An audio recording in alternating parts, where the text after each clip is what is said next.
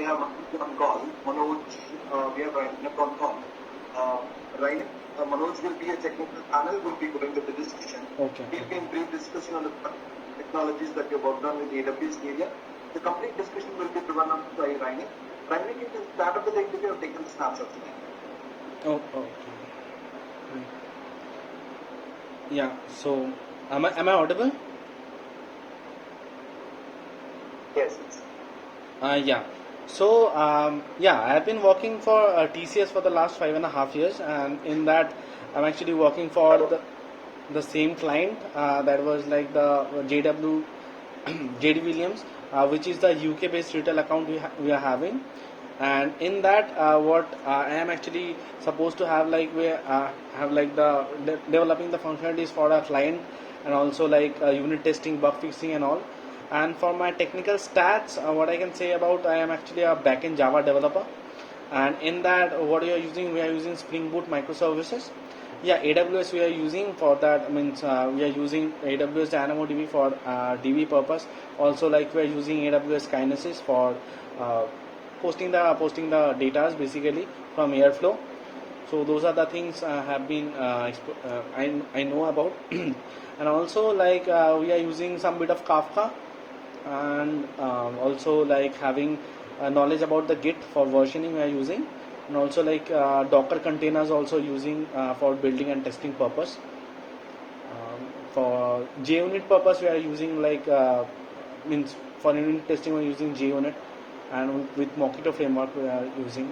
So those things have been I know about those Okay, things. so you basically work in the retail domain, right? Sorry, yeah? You basically work in the retail domain, right? Yes, right. Oh, okay, and being a Java developer. So tell me, how you, I mean, how did you do the development and deploy it in what is the deployment environment? It's Kubernetes or something? We are deploying in the Docker containers basically. Docker, we are using. Docker is a container, and what is the AWS? I mean, where is it hosted? Okay, AWS instance, EC2 instance, where we are actually deploying our containers. So in your AWS EC2 instance, you are deploying it as a Docker container. Right. Okay. Can you briefly tell me that the process you follow generally for development, like checking it out or creating a Git repository, then how you check it? Okay. Yeah. If there is any pipeline or something. Yes, we do have the pipelines and all, but that was actually handled by our platform team who actually creates those Jenkins scripts for the CI/CD pipeline.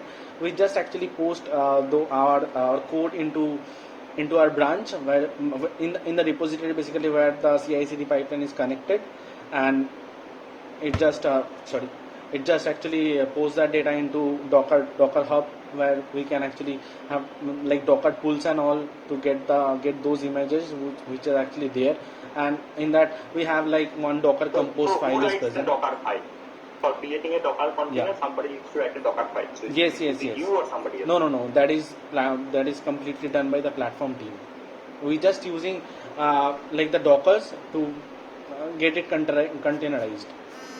So those things we have actually used. Also like so basically you write the Java application and check in the code to be, right? Yes, right. We actually use like in the sandbox environment, that is the lower environment.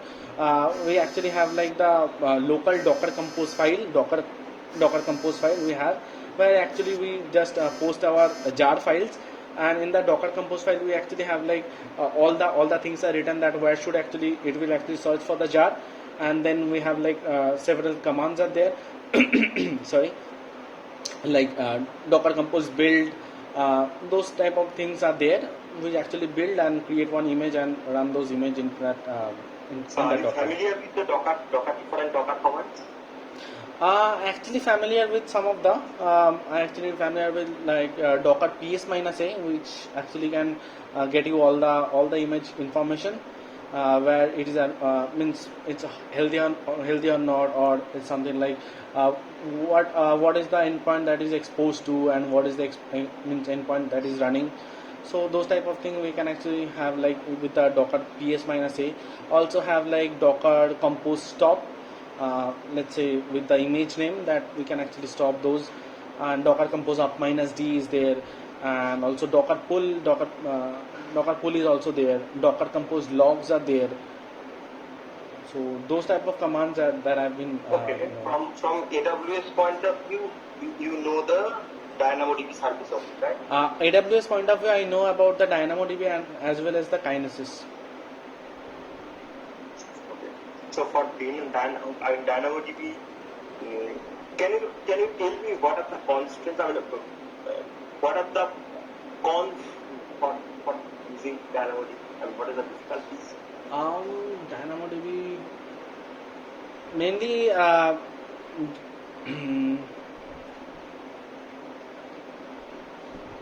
mainly like deleting something. Actually, I can think about what are the Have you ever cons. created DynamoDB on your own? Yes. So you have idea about text and all this?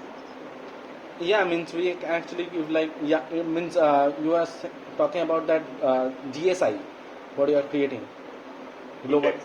global index, global secondary index we are creating. Yeah, I know. Yeah. Hmm. Sorry. Yeah. Okay. So have you ever tried to push bulk data into DynamoDB? Yes. So you have never encountered any issue there? We actually encountered like we are posting in a manner, we are posting in a chunking basis basically. When we have like the whole bunch of How much data, you are posting? mainly, Chunk data means? yeah, we are processing 500 records at a time, posting them So into how you DynamoDB are pushing that? How you are pushing that data into DynamoDB? using like what I can say, save is one of the save async is one of the thing. Also like and those type of things means we are actually saving the whole entity, whole Okay, fine. DynamoDB entity. Have you used DynamoDB Global TV Deva? DynamoDB? No. DynamoDB Global? No. Oh, that's fine. Okay, no problem. Okay, so from other than this AWS, Kinesis, what you have used? Yes, Kinesis used. What you have used in Kinesis? Mainly Kinesis, what we are actually using Kinesis as a messaging queue where we put the data from Airflow and to the Kinesis in the streams, and with the stream actually we are having like one ingestion service. We are actually constantly looking for that stream. So in that stream we actually get those with the shard processor. Basically means what are the shards they are having in the Kinesis. So in that shard processor we are actually getting those data and just processing that data one by one. That is the thing mainly we are doing with the Kinesis. Okay. So regarding your Java programming thing, have you ever used any code scanning tool, static code scanning tool? Mm, Static code scanning tool? no. SonarQube? SonarQube we actually having, but not in our local Eclipse or IntelliJ we are actually having. That is like SonarQube is present in the repository end, where just send that and it actually checks for the code. Have you used any kind of unit testing tool as such? Unit testing we are actually using like JUnit, and also we can actually use like the code coverage as well in the Eclipse as well. We can actually means run as coverage. By that we can actually check what are the codes line, what are the lines of code that is being covered with some different colors Okay. and all.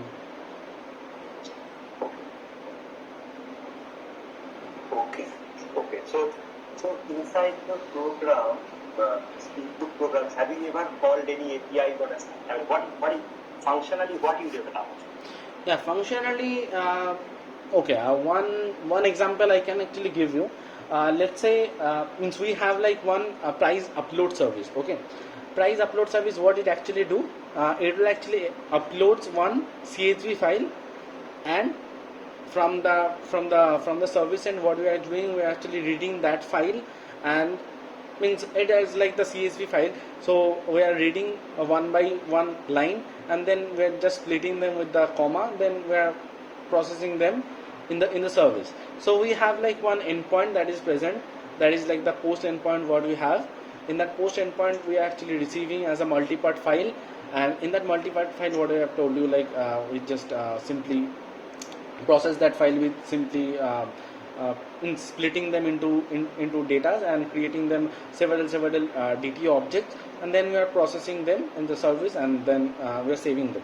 So in that service, what we actually do, what I can tell you, that we actually send the product number, we send like the selling price also. So what the main thing it will actually do, it will actually checks for the product is valid or not. First of all, the product number you are sending, okay, then it will actually check for the cost price, then it will actually check for the selling price. After that, it will actually save that selling price in the selling price DB. Means if you are sending for selling price which is the less than cost price, then it will not actually save that selling price into that DB. It will just check for that selling price have to be like greater than cost price, then we are saving that DB. So we have like different services. Means we have like different cost service, we have like different product offer reference service. So we call from by the REST template, we call different services, and then we call another service which is the selling price service, and save the data. So this is like the flow that we are that we actually do. Have you ever got a chance to interact with MQ? Sorry, interact? Interact with MQ? MQ, I actually don't know. Okay. So what kind of integration you have done? Have you ever used Camel, by the way? Have you used Camel? Camel? Camel, CAMEL, Camel. Camel adapters. No. So, by the way, I mean, what server you use for this container? Mainly you are using Like Tomcat or Tomcat. Or JT, what is it? No, Apache Tomcat we are using. Okay, I mean, tell me something which you are very good at. Okay, I'm good at like you're writing the. I mean, if I ask you to be a lead developer, Yeah. and give you a resource like you, Mm-hmm. and then ask you that as per the strength of that person, allocate someone. Okay. What kind of work you will allocate yourself? Okay. So the thing is, like, I have actually means I have actually give like the KT to the new joinees basically. So some 2-3 are the new joinees. We actually give them the whole overview that what are the projects that we are actually doing. Then creating them so that they can actually deliver with us. So that thing we actually have done means quite a lot of time I have been doing those things. And also like what I can tell about means just say we have like daily scrum calls, we have like directly talk to the clients. Okay, we directly talk to the clients, and also like get them means get to understand that what they actually want, what are the things they want. In that way we actually create the Jira tickets as well, because we don't have the BA in our project. We actually create our own stories, and we create our own acceptance criteria. We also give them the story pointing. We also present there. So that is the thing what we are doing in our project. Okay, that's fine. So have you used Spring Boot CLI, by the way? CLI? Yeah. You understand CLI, right? Command line interpreter. No. Spring Boot. How did you create your Spring Boot project? So mainly we have created in Spring Starter.io with that, just giving them the dependency, just the small dependency what but the basic dependency we actually give. We download them, then we actually start the project. Okay. Have you used ThemeLeaf? Do you know ThemeLeaf? No.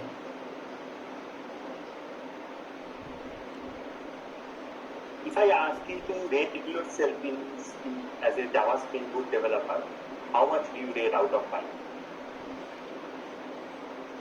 Out of 5, I can actually rate myself as 3, not more than that. And in AWS experience? AWS also means whatever I have means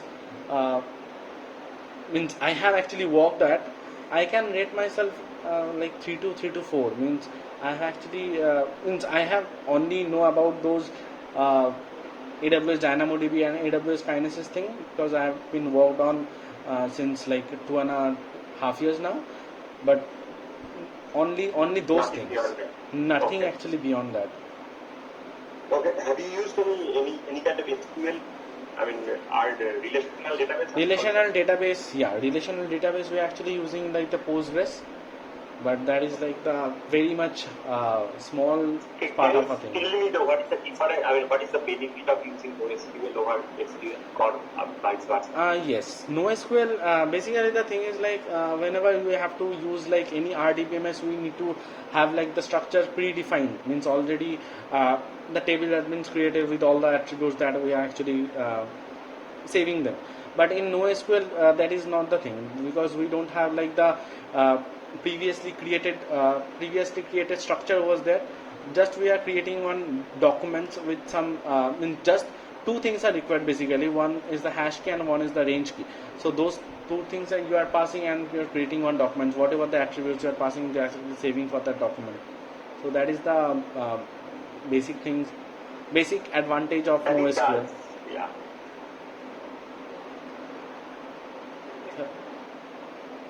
So you said that you use global secondary index, right? GSI, yeah.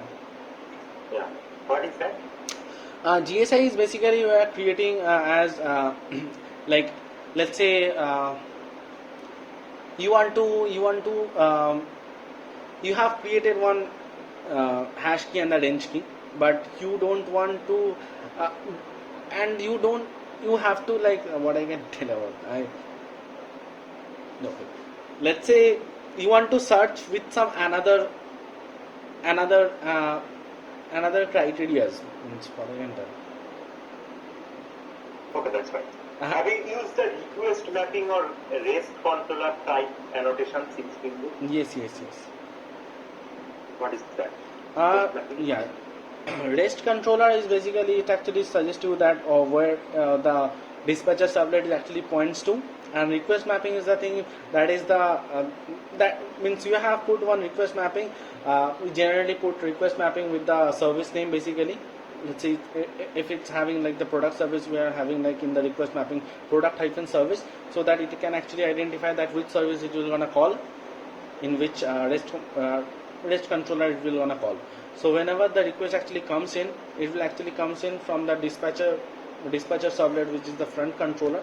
We actually have like all the information that which request mapping it will gonna call and which REST controller it will gonna call, and in that way it will actually comes to that REST controller, and after that the endpoint actually does the job, and you can actually get to know means what are the methods that we will gonna call.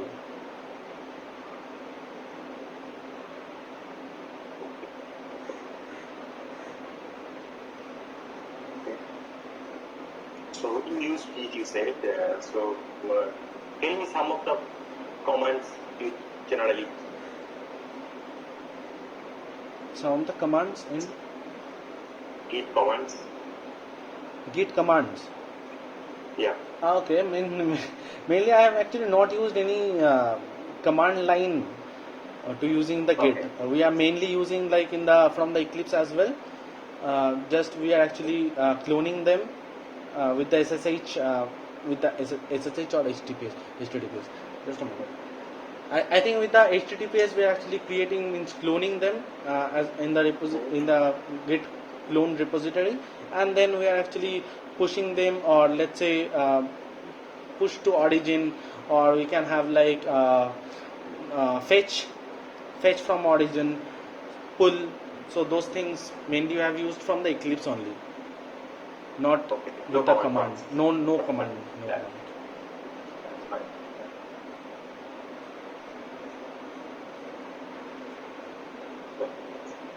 have any idea about Spring Data Rest?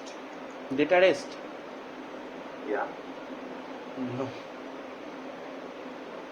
No.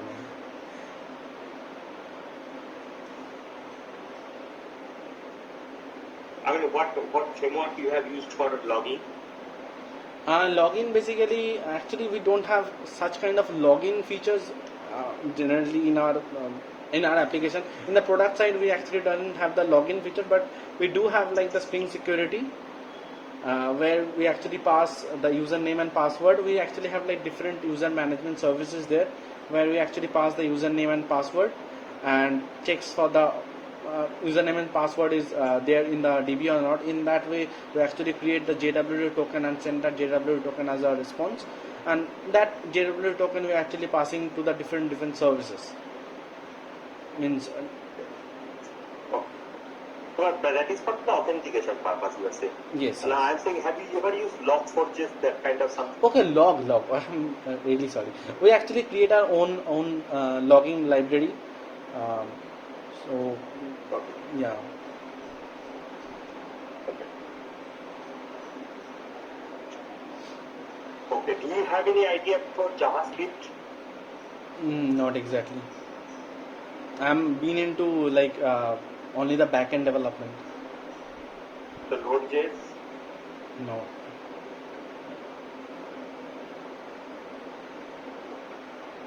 Okay, that's fine. Rana. Okay. That's understandable. So you have 5+ years experience, right? Yes. Okay. And why do you want to leave this? Basically, the thing is like I have been working for TCS for the last 5.5 years, and what I can tell you that it's been like 5.5 years into the same project as well. I have been to that project previously. When we were actually having like the monolithic architecture that was on the Hybris. After that, sometimes was there where I actually want to shift to another project, want to learn something new, and here they actually don't release me because I was having like the knowledge about the project, so that is why they actually don't leave me. And also, that is not the thing because I have actually learned a lot in that. Means the microservice, when the microservice architecture comes in, we actually have like some POCs on Vertex as well before jumping into. Have you ever been to on-site? No. No, not getting any chance. That I mean that is the UK based technology, Why, UK why, based. why you want to join it? Sorry. Yeah. Sorry. Now, yeah, I understand. UK there is a salary bar, something like Yes, that. yes. That is also the thing that we have. So that is why means I actually tried to been to another project, but that was not the case in our project because they don't actually leave me. So I actually tried to go outside. That is why means learn something new because I don't have much exposure into many things. Let's say. Means I'm just telling you that I have like many friends who actually runs over everything. Means they they are basically working in the front end, and they also deploy means doing those DevOps things as well. Because in our project we actually have like different set of things who actually does the job. So that is I don't get much exposure about those things. Yeah, it happens everywhere, honestly. I mean, of course, I noticed it because I worked CS for some time, actually, in my initial days. I'm sorry. I know it's no problem. If you want to take water, it's fine. No, actually the thing is like I'm still like I'm still like the positive one. I'm tested positive. Oh. Yeah, that is why. Can I just take some water? Of course, be comfortable. Yeah, please.